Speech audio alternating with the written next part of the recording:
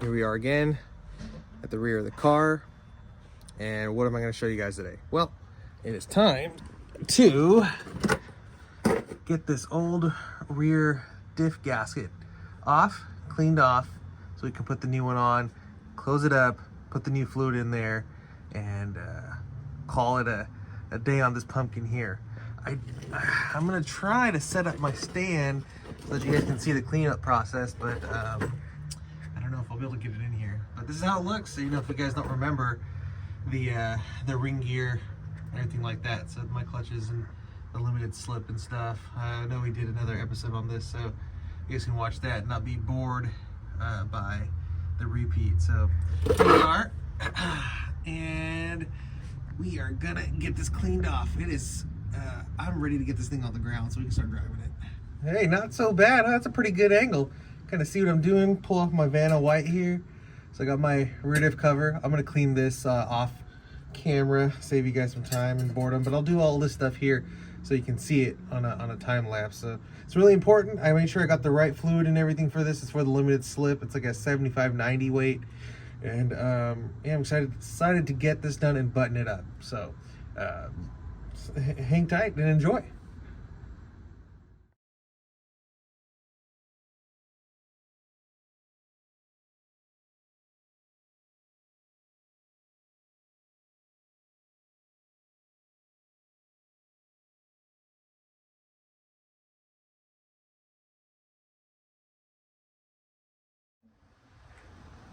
Let's switch gears up a little bit.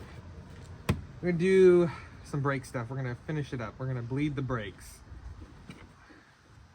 You can see right here, oh, let me turn this bad boy around. You can see right here, it says .3 brake fluid. So I'll share a funny story with you guys, but it doesn't really matter the brand, just that it is .3. So that tells you your resistance to viscosity and stuff like that. I'm sorry, no, not viscosity, you're hydrophobic, because what you don't want to have is what you is detrimental to a braking system, because it's supposed to be, you know, no moisture. When I say moisture, I mean water, and you also don't want air in the system because it'll create a spongy brake pedal. So as you can see, our brake reservoir is empty. It's a little bit fluid in there, but it's dirty. Not surprising, because I opened up the system and let a lot of fluid out when I was changing the brakes. So we're gonna do it.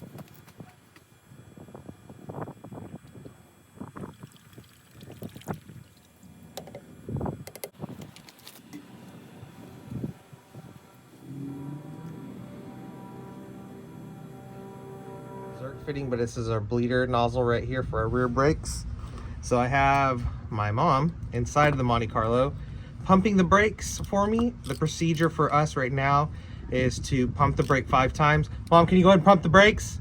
1, 2, 3, 4, hold.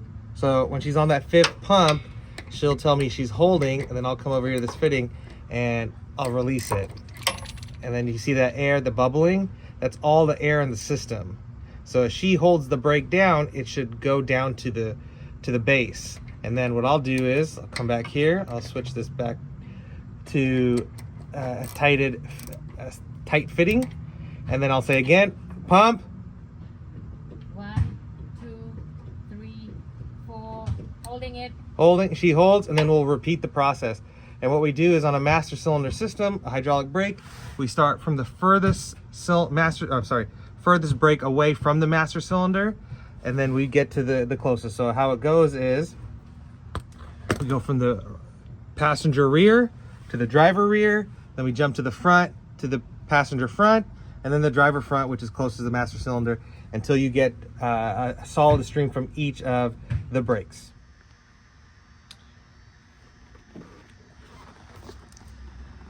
All right, like any good mechanics, you're gonna need a manual. No matter how good you are, you're gonna need some specifications. And with most cars, unless you're like some type of genius, something that always for some reason has intimidated me are vacuum lines and replacing them, just because they are a highway of a nightmare. So what I'm doing is, I don't know if how old my generation are watching my videos, but come back here to my index, look for vacuum lines, right? And under vacuum diagrams, I'm gonna go to 466. So I have bookmarked it, and well, would you look at that? I have an old vacuum line in here. Look at that. Isn't that crazy? That's actually laughable. The only reason I'm not tearing it apart for dramatic effect is because just like the heater hoses, I need to line them up and get the length. So this diagram is really going to save me because there's a lot of vacuum lines, and I'm probably exaggerating a little bit, but there are quite a few vacuum lines in here that, well, are just trash. They're just destroyed. They're brittle, they're gone, they're just deteriorated over time. So I have this diagram, and this is going to be something that's really huge on making this car run very smoothly.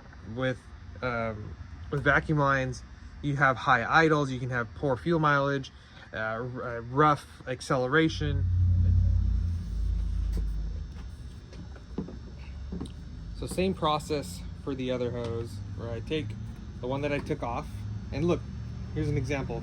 It was so brittle, it was so rigid and hard, I couldn't just pull this thing off, and it was swollen right here on the end.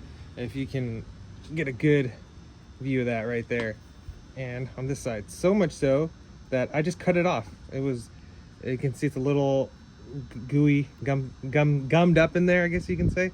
You can see on my fingernail how dirty and rusty that was. So what we're doing is, the best I can do is I'm going to form the new hose to the old one and get my length to cut it off. And what I'm gonna do is I'm gonna measure twice, cut once. If anyone's ever told you that in the blue collar world, that's what you do. And I'll give it an extra inch, right? Because that matters. That's a lot. And that way, I know that I'm not gonna be coming up short. If anything, I'd rather have a little extra than less, because I can trim off and I can't add on. But I did get a large amount of hose in case I need it for something else. So that's where we're at. Pop down here, you can see that new clamp on that water pump. Follow it all the way to the back over here. And that's how it works.